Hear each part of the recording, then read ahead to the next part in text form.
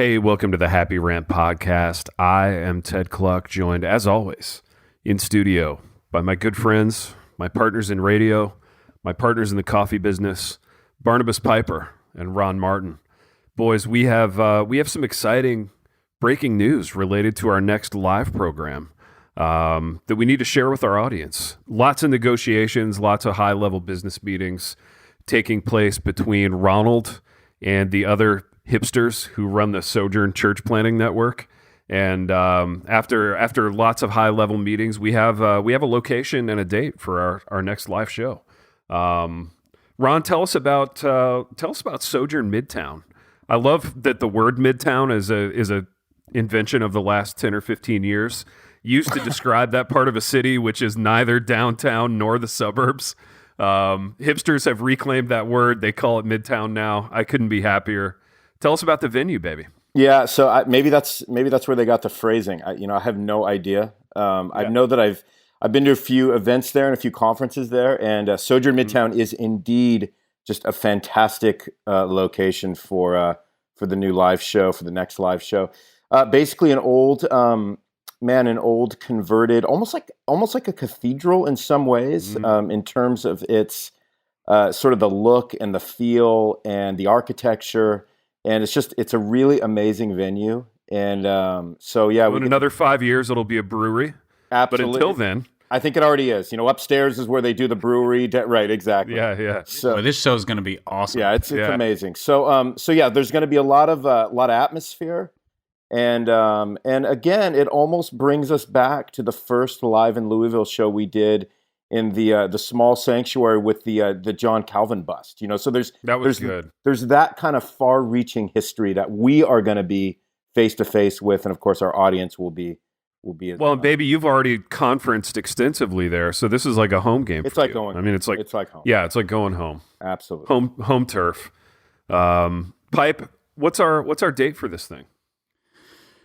If my recollection is correct, it is April 13th, so it's the Monday before, this is Together for the Gospel. That's right. Sorry, I get my Reformed gospel-y things mixed up. Yes, Monday, April 13th. So it is actually the day after Easter. So listeners will be all, churched up, ready to go, ready to hit the road to Louisville and join us Monday, the 13th. Of April. And you know what, Pipe? I think and then the next day they can go to endless sermons. And I think that's worth pointing out that since it's post-Easter, let's maybe we can get a little post-Easter goodies and swag from people, after the big day. Maybe that can be. Oh, that's right, baby. That's good. That kind of gets us back to our roots too. Absolutely. Of us shamelessly asking for stuff that we want and having people bring it to the program. Which I would love really some unique Easter chocolates and goodies. And you know what? I'll go this far. Leftover ham. Maybe some leftover ham. I'll go this far. I don't think it's too much to ask that we should each get our own Easter basket at some point during the show. Oh, baby, that would be so nice. That would be so nice. I demand lots of faux grass in mine. Yeah. Because I don't know why that's an Easter tradition, but the plastic green grass that lines the basket that the eggs go in, because eggs also very appropriate for Easter. Absolutely. So yes, I demand. Pipe, I'll tell you what, I'm going to go one up on you. I want some real grass in mine. Oh, baby, I'm going to go one up on you. I'm not going to rest until that hipster church has some real grass framed on the wall. I'm going to go one up on all of you and say I want an actual Easter bunny in my basket. That would be amazing. I want that thing just literally hopping around while we're doing the live show. Dude, I want old school AstroTurf in my Easter basket. Oh man, a little homage to football, a little homage to fake grass, old school AstroTurf, and to the '80s, the '80s. All my Astro favorite World. things. Absolutely. I was gonna say all the things you love, guys. I'll tell you what we should do. Let's just so we're clear, because we're a program that we value clarity, and let's make sure our fans know what each of us would prefer our Easter baskets to look like. We have a couple of months to do that. Yeah, I think we need to do that. We are Reformed guys after all. We are all about clarity and boundaries and definitions, and we need to let them know exactly what we want. So I want AstroTurf and football stuff. Ronald, what would you like in your Easter basket? I would like. I know that I would like an assortment of delicious chocolates, mainly of the caramel and nut variety, and maybe even some maybe even some, if we're just going to go crazy, man, I would like some peanut caramel apples in there. I mean, I just want to shoot the works for me. So we're going off the whole 30 for the Easter basket. Oh, absolutely. I mean, this is celebration. I go off the whole 30 for celebration. And we're at Midtown. I mean, this is live at Midtown. Midtown, boys. So we need to up the celebration. The section of the city of dreams. I mean, what could be more exciting? Piper, Easter basket request for you? Oh man, that's a really good. I have no idea. I haven't gotten an Easter basket like ever in my life because my parents didn't. Oh my gosh! So this is going to be an amazing moment for you, Pipe. This is like I don't even know what's supposed to be in there. Dude, so maybe I need to put my faith in the listeners to give me whatever it's supposed to be. The Pipers didn't do Easter baskets. John and Noel. Was this like a? Well, you're aware that the Bible doesn't say anything about baskets or bunnies or faux grass or chocolate. So I am aware.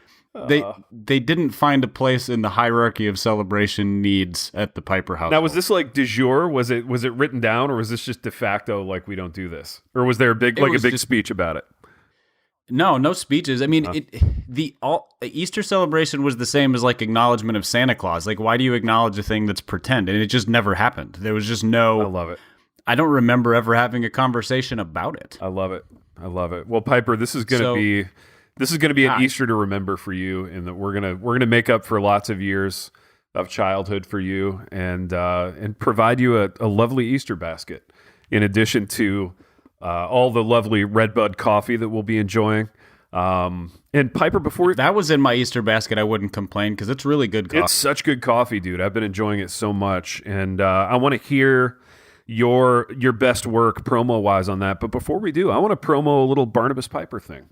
I received in the mail yesterday 2 copies of Piper's newly re-released book, Help My Unbelief. Very, very good book. Very cool cover. The new publisher did an amazing job with it, Pipe. So yeah, I just wanted to say thanks for the free books. Well, thank you. And I'm glad they sent you 2, but I'm not sure why, because there's only one of you, but now you have one to give away. Exactly. I bet it's because I accidentally put you on the list twice because I didn't read it very carefully. I mean, I'll still be satisfied with my 1 copy, Pipe, when I'm grateful for it. So thank you. Ronald, yeah. Pipe, we were about to make the same biblical joke, I bet, about cutting the book in half. Okay, no, you go first. You cut the book in half, yeah. That's my joke. We could cut the book in half, Ronald. I was actually going to make an Instagram joke. I'm sure you can doctor the photo to make it look like there's 2 side by side or something like that. So, put the Folgers can in between it. Yeah. I love it. Piper, tell us about Redbud Coffee.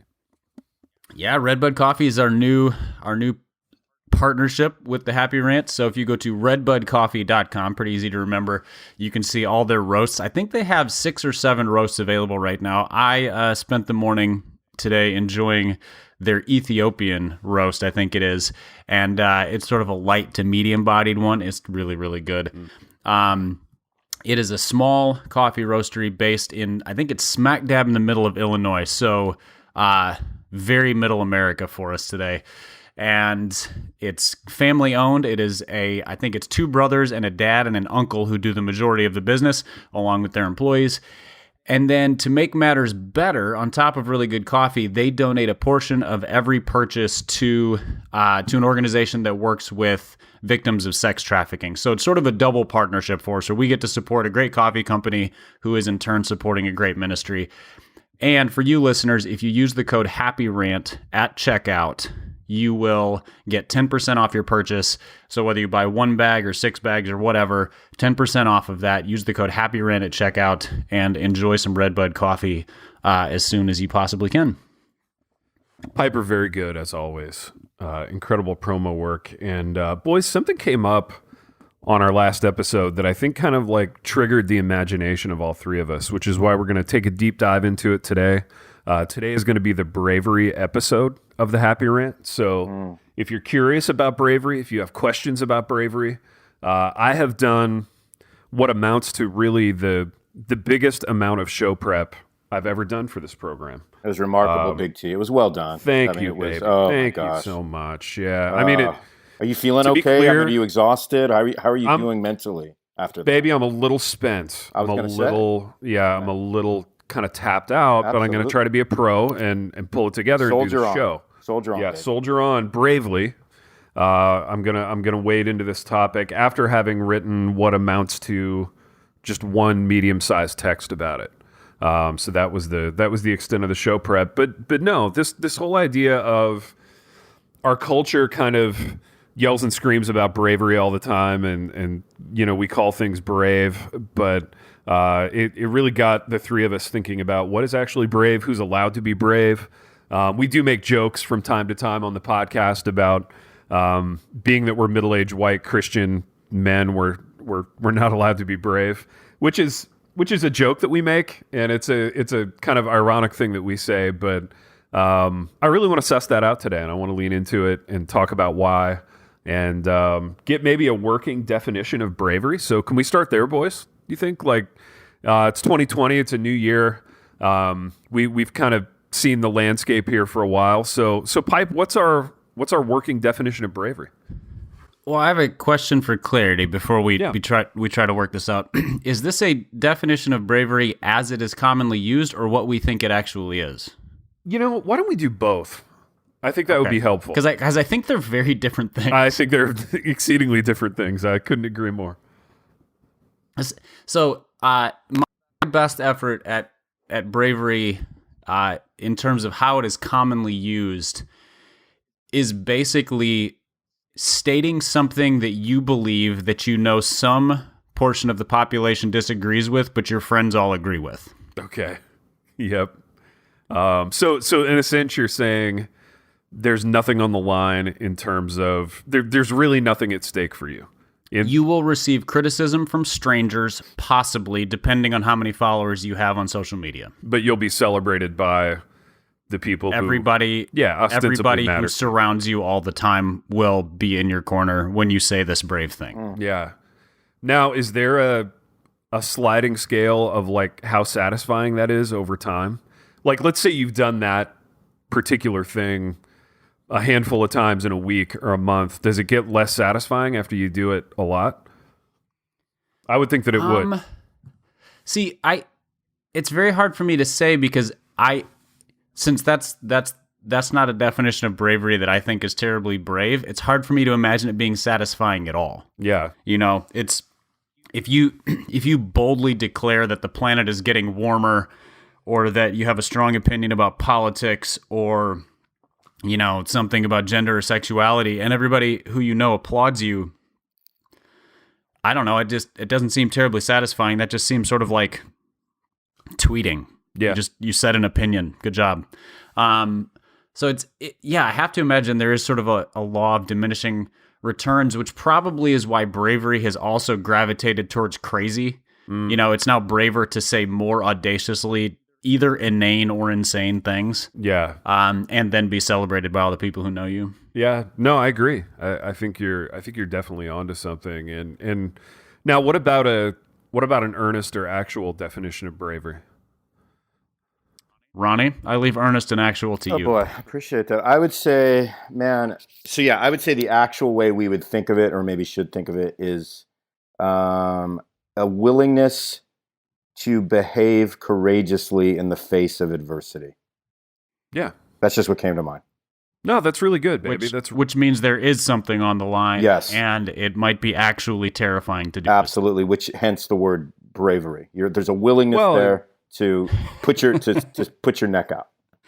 And to be clear, there are actual brave people operating as we speak, right? Absolutely. And it's a horribly unpopular opinion for me to say this out loud, but I mean, there are soldiers doing brave things as we speak. There are, policemen, firefighters. I mean, all the kind of people that we grew up thinking are brave are still brave because those jobs involve, if not daily, then the regular sort of stepping into fear and moving forward anyway. So, we still have that. And I think even to Pipe's point, which I think was really good, I think people, even with their words, right? People that will have an opinion or have to say something that requires a kind of courage that is going to cost them. I mean, there can be a bravery in how we say things and in words as well, I think. No. Yeah, I mean, yesterday, at the time we were recording this, Monday was MLK Day. Yeah. And so a couple days ago. And it's really striking how bravery has shifted over the years. Like when you read his quotes, people who would who would have hanged him if they were alive at that time can now quote him freely. So what he did courageously is now just sort of like it has almost become like they're like Hallmark movie quotes. They're just sort of inspirational, which is sad. So what was bravery is now just sort of commonplace inspiration. And so, yeah, it's really interesting how words shift over time too, in terms of what is courageous and what's not. He was risking his life literally to say things and to confront injustice. We can quote him now freely, confidently, and honestly not having any idea what he stood for at all. And it's kind of, there's a real dissonance there. Yeah, it's kind of American cultural fortune cookie wisdom type of thing, which by and large, we as a culture have done that with scripture too. I mean, if there are people who want to, remake scripture in their own kind of inspirational image and neuter it of all its power, I think the culture has been about that too over the years. Let me ask you guys this, because this is a two-part question. Part one is, do you think in our tribe there are still occasions to be courageous, like be it in writing or speaking? I mean, and I guess where that question's coming from is the sense that like all the statements have kind of already been made. I feel like Reform guys, by and large, have already come down on like all the different sides of issues that they're going to come down on. So, like, what are the occasions to be courageous, I guess, that are left for Reform guys? And that's enough of a question. I'll ask the second part later. Ronald, man of the cloth, what are your thoughts on this? Yeah, I mean, I always think that I would be of the opinion that there's always something that needs to be said that isn't being said that would require a kind of bravery to say. And so if we back up from like reformdom, I mean, again, we could spend the next couple of hours like picking out little things that people are just sort of like they're comfortable with, they shouldn't be comfortable with, but for somebody to make like a statement about it and to say, you know what, not only am I making a statement about this, but I refuse to interact with this. I refuse to be a part of this because I feel like overall it's something that's, let's just say in terms of our tribe, it's damaging to our tribe, right? Mm-hmm. So in other words, here's something that could be brave for somebody. Somebody that's like an A-list speaker, gets invited to the conferences, is looked upon as a celebrity, has major influence on all the social media platforms. A brave thing for somebody like that to do would be to stand up and say, this is damaging, and we are seeing like the ramifications and the effects of this because of what it's become in our particular tribe. So I'm making a commitment right now to tell you that I think this is wrong, and I'm pulling out. I'm not going to be a part of this anymore. I'm going to pull back my influence, my speaking.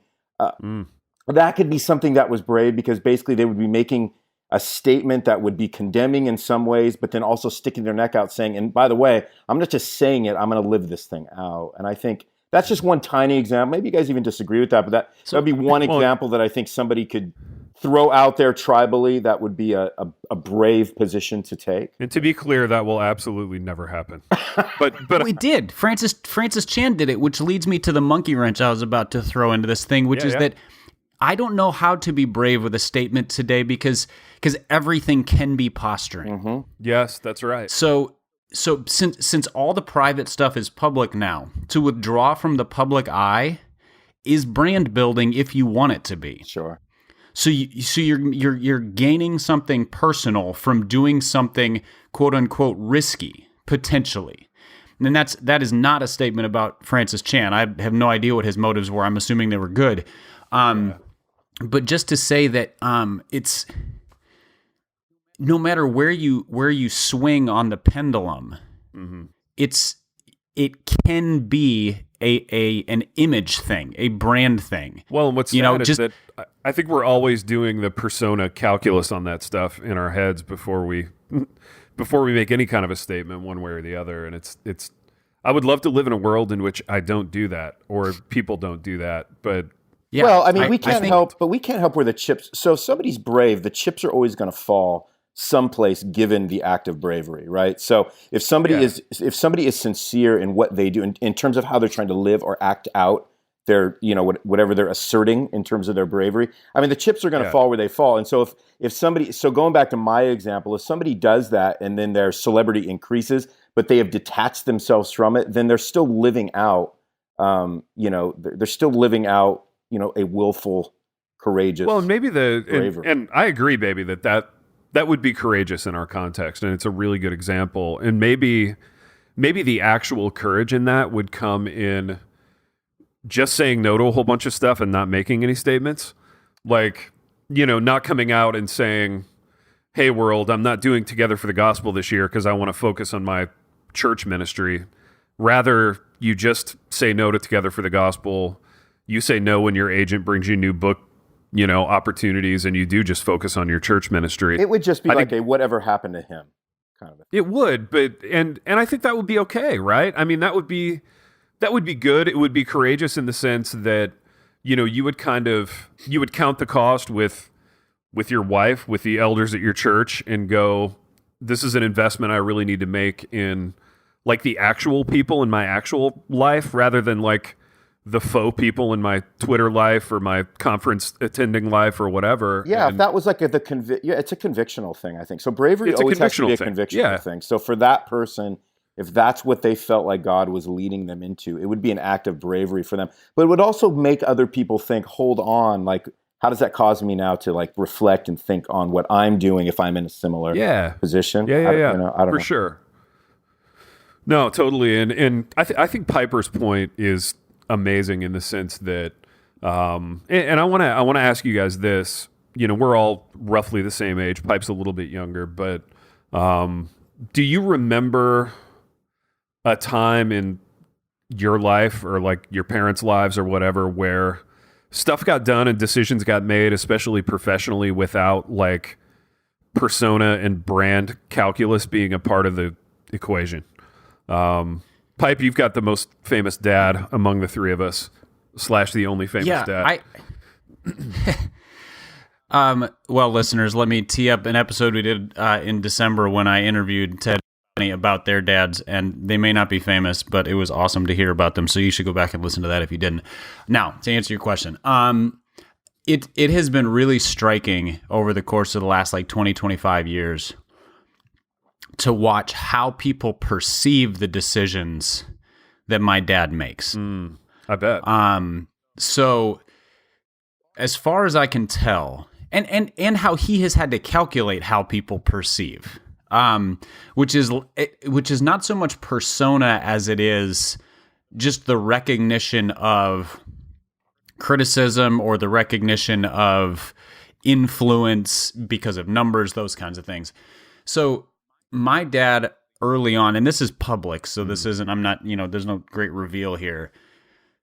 Early on, he decided he didn't want to keep any of the money that he made off of his books or his speaking. So, originally it just went to the church, and then once Desiring God started, it went to Desiring God, and then, over time, the contracts and business model has changed, and now, like, that just gets paid directly to Desiring God, and he doesn't see any of it.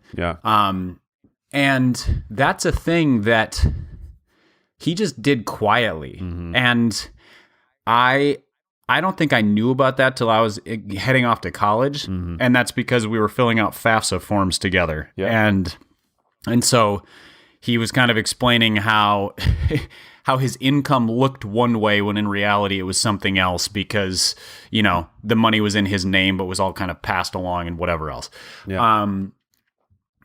But now that's a thing that is they don't use it this way, but I've seen other people use it as sort of almost a marketing point. Well, John Piper doesn't, whatever, as if that's like a moral standard for other authors or something along those lines. And so, it is, I don't know how that's affected his decision making. Maybe this is sort of what you guys are talking about, where there's a quiet conviction to just continue to do this and not to make statements about it. Now they've made statements, they being Desiring God, of why they give everything away. All sermons have been available. You can download PDFs of my dad's books, etc. at no cost. But even was kind of done because there was sort of a criticism of them or a comparison of them versus, like, Tim Keller's church sells his sermons. Yeah. Or ministry there. I don't know if it's attached directly to the church or what it is.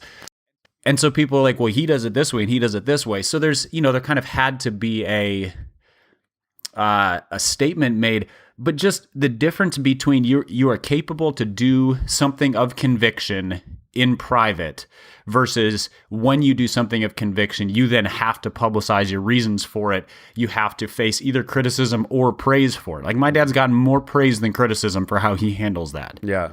But that's not beneficial. Praise is an ego booster in that sense, and it takes giving from a place of a good heart to potentially giving for the wrong reasons. Yeah. And so it really does get confused when it shifts from the private conviction to the public persona, or at least public eye. Yeah. No, that's a great point. And I think too, like, as you were speaking, it begs the question for me, like, I don't know what our listenership is like. A lot of them are pastors or seminary students or people in ministry, but a lot of them aren't. And as you were talking, like, I couldn't help but think about my dad who, he flew airplanes, and, Ron's dad ran a trucking company. So for guys of a certain era with certain jobs that weren't persona type jobs, right? Like, what's the courageous moment?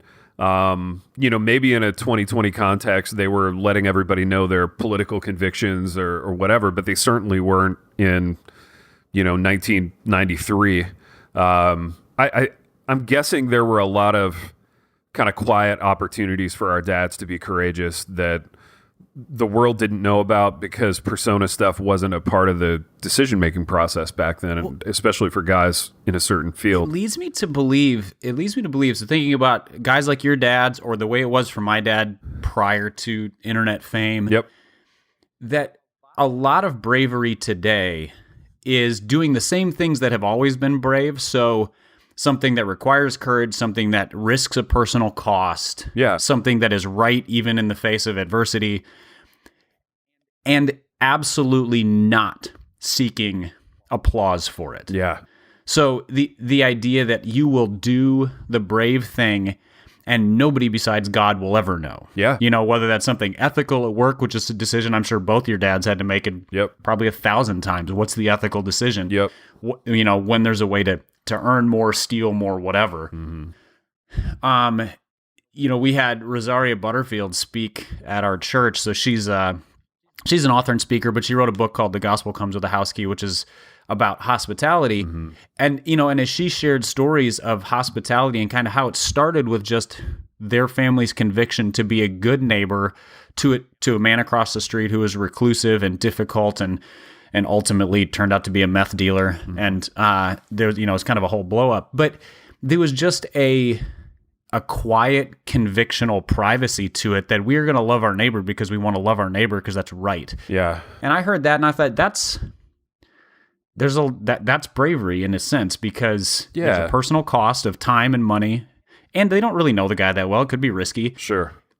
And they're not posting it on social media, had our neighbor Rick over for dinner, such a great time kind of thing. Right. I'm like, I think that might be kind of where bravery lies now. I agree. And I as you were saying that, there's something of, not doing your praying in public so that, the world can see it and praise it, kind of a motif in that I like. And I think I'm always attracted to that, yet I fight the kind of preening, peacocking impulse in myself that says, from time to time, I'm going to check and see what people are saying about me, which makes me sick. I mean, it's gross, and I hate that I do it. But yeah, I find myself more and more like attracted to that ethos of, what did life look like for our dads in a pre-internet fame kind of environment, and it looks good, right?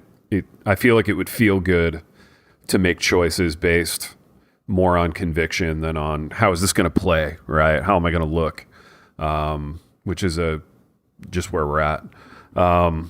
Boys, I have another question, and this is one that I think about a lot in light of, the kinds of media that gets celebrated in our tribe, but also, and I should apologize for the amount of time I spend kind of low key crapping on the school that my kids go to. I really do like it, but or else I wouldn't pay the exorbitant amount of money to send them there each year. But to be fair, we also like the tribe we're part of. Dude, we do. For the most part. We do. There's just a lot of weird stuff in it. Well, and one of the weird inconsistencies at this school is, part of the curriculum is reading all of these classical stories of bravery, right? So you're getting Lord of the Rings, and you're getting all the Shakespeare, and you're getting, all these kind of like age-old tales of bravery, yet, there are very few kind of tangible opportunities to practice it, to try it out,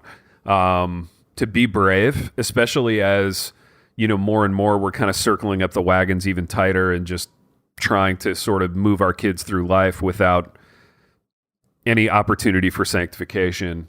There seems to be a disconnect to me between our tribe's fascination with bravery and their actual like willingness to try it from time to time.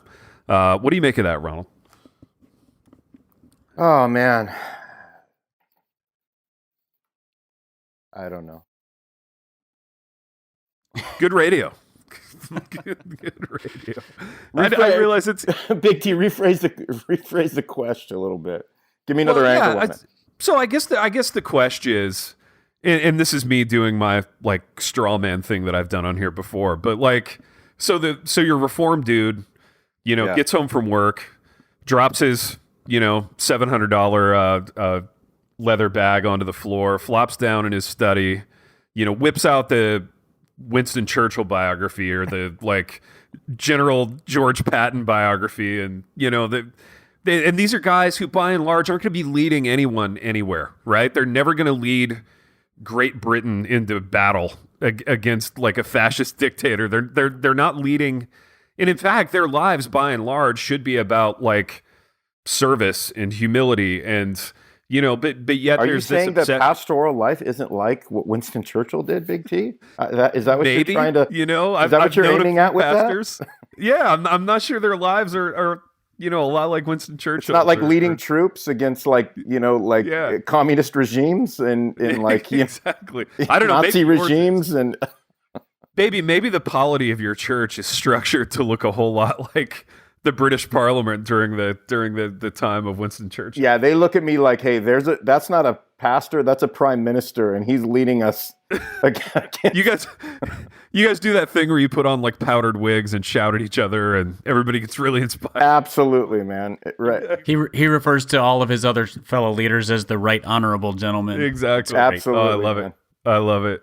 You know what I'm saying, though? I mean, it's this weird thing where, like, yes, I'm going to read all these accounts of bravery all the live long day, but I'm not going to let my kid play public school sports or city league anything, or, you know what I'm saying? I'm just going to wrap them in like Christian bubble wrap and keep them under lock and key for 18 years. That just seems like a disconnect to me, I guess. Yeah, I think it's like we're really wrapped up in personas, and we really are. We're like a people that have been given over to fantasy over reality, in a lot of ways, I think. And so I think we all want to think that what we're doing is far more meaningful and important than what we might even like convictionally like think it is, even if it is, right? Like if we're doing important work in any of the like areas of influence that God's given us or those spheres, there's a part of us that thinks, yeah, but it's not that, and it's not as important as that over there. And so I think we almost have to create something out of something to give it more meaning, rather than just, I think, trusting God that the work He's given us, the 1 talent, 2 talent, 5, 10 talents, like that is the work that was given by God to us, and it's important because of who gave it to us, not because of actually like, what it amounts to in the eyes of the world.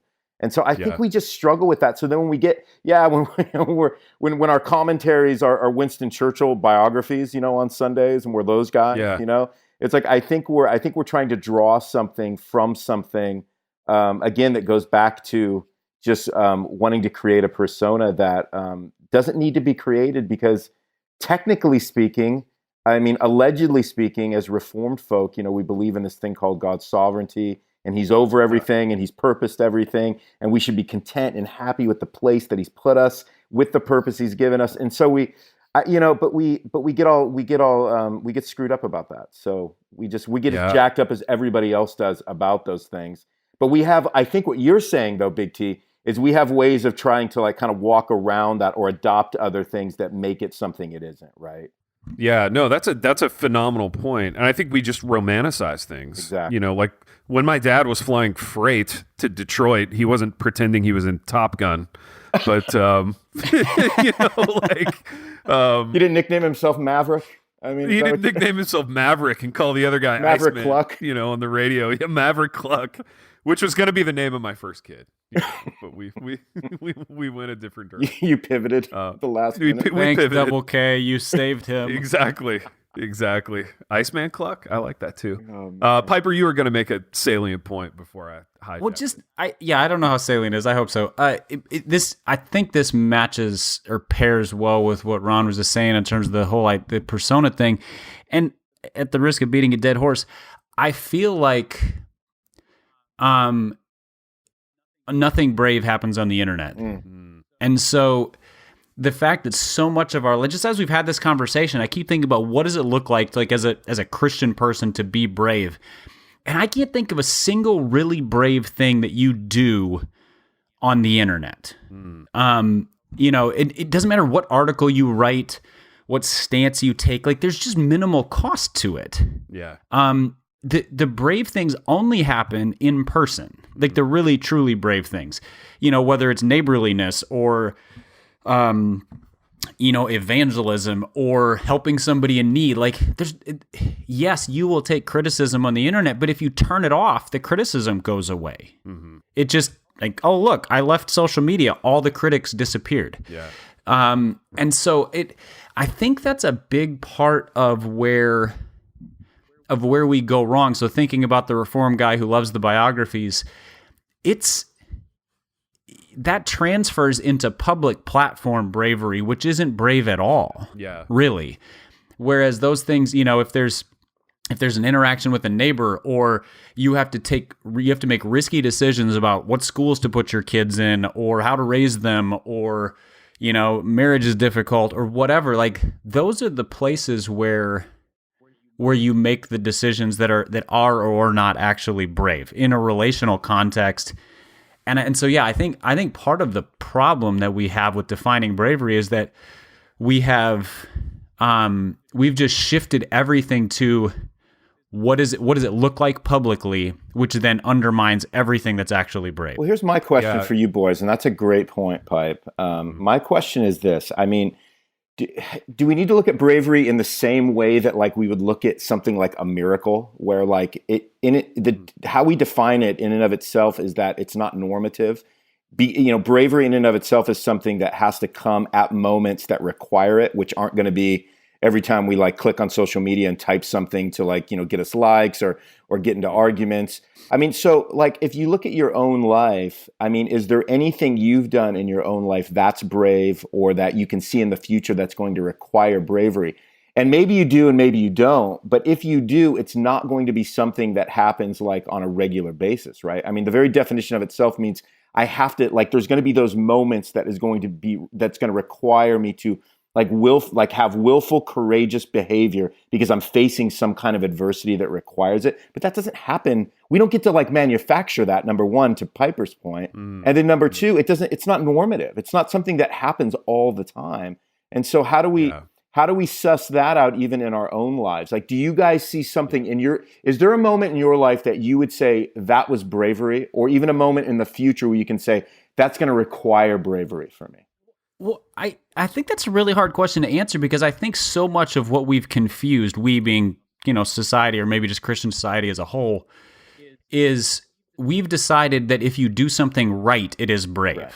Right. So if you do something according to conviction, it is brave. So, and by the way, I'm the arbiter of what's right all the time. Yeah. So, on the Christian side of things, we would try to stack that up against the biblical standard. Societally, we just say, like, my convictions, my truth. If I do something according to my truth, it's brave. Well, by that standard, every day you do brave things. which to Ron's point, then waters down Brave to nothing. Yeah. And so I think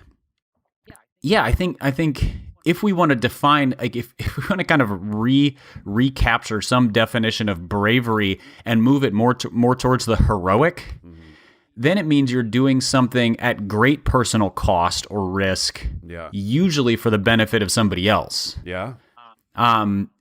So there's and those moments don't happen often. Like you even think about those biographies, those are people who are, right place, right time, sacrificial, leading somebody, or a whole group of people. There's a lot more going on there than I spoke my convictions that may or may not be true. Well, and there were tens of thousands of hours of work that nobody saw so that, you could perform well in the one moment, and I think that's part of it too. And to Ron's question, which is fantastic, and I do think it's a great point that we can't necessarily like engineer these things on a daily basis. I don't know that apart from things that happened in athletics and apart from confessing sin to people in my life and my church under the conviction of the Holy Spirit, I'm not sure I've ever done anything courageous.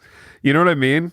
Like actually courageous. And the confessing sin part, if it was very costly and it felt very costly. But again, I felt empowered and propped up by the Spirit, which I think is obviously an experience that's germane to believers, and it's something that we're thankful for. In otherwise, maybe when I was a freshman and Andrew Romine was a senior and he was a giant and I was a shrimp, and my decision was, do I run at him and hit him in a drill, or do I fake an injury and decide to be done with football? I think you're courageous in those moments, but they're pretty stark, and they're fewer and further between when you get old. Yeah. Do we even get to label ourselves brave? Oh, we don't. Maybe. Yeah, we don't. Well, no, I don't mean we, the three middle-aged white dudes, because we don't do any brave things. No. I mean, if any human being in the world says, I am brave or I was brave, aside from a child, because a child is trying to learn how to do risky things and kind of like where is virtue? Because, a kid will be like, I was brave today, Mom, and that probably deserves to be celebrated. But if a grown-up says, I did a brave thing, I feel like it's not incredibly brave. I don't know. I feel like the undermine, because what you're talking about, Ted, even the confessing of sins and stuff, there's a conviction laid on you, and you did the thing you knew you had to do. I doubt you were thinking in the moment, this is really courageous. No. You were probably thinking, this is really scary. Yeah, it's then really you just scary, did the thing you needed to do. But I have to do it or else I'm going to die. That's how it felt, and that's the Spirit. That's the hound of heaven. And that's different than, even if I gave Ron a kidney, which God forbid, I hope I don't have to give Ronald a kidney, but if I did, that was that was like a very lukewarm offer to give you a kidney at some point in the future, Ron. I appreciate that. Maybe you would do that someday. Thank you. Y'all probably don't even have the same blood type. You're fine. But if I then posted a picture of me, I don't know, in the recovery room in in the blue gown or whatever, and giving a feeble thumbs up, hashtag just gave Ronald a kidney. I don't know, that smacks of persona work, but it is courageous. Well, it's just it's truly great men don't self-identify as great. And it goes back to what Jesus said, which is the greatest among you will be the greatest servant among you. So it's people that don't even, it's people acting out of a conviction based on their desire to care for others more than themselves.